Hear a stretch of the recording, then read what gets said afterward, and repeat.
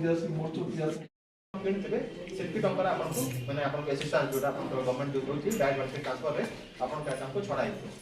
किंतु गोटे जिनस होची बहुत चासी भाई माने 4800 एकड़ जदि देइछे बोले राज्य जाको के देश जाको केते आमे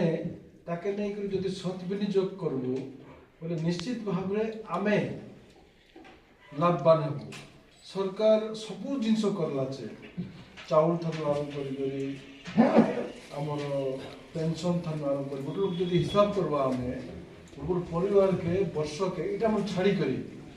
वर्ष के 70-80 हजार टका जाउछ गोटे घरे एबे सुभद्रा योजना रे जाउछि जने दुई जन को जाउछि सीएम किसान पीएम किसान रे टका जाउछि जदि 80 वर्ष रो अधिक हेतिबे कि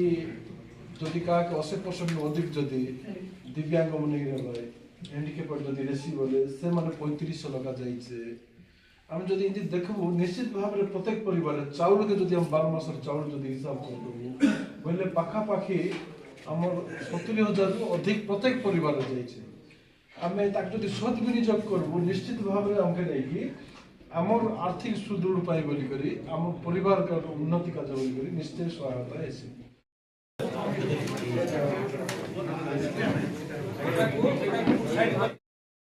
ठीक है तुम ना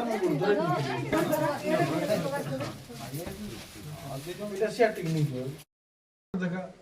होसी इसको देखा काय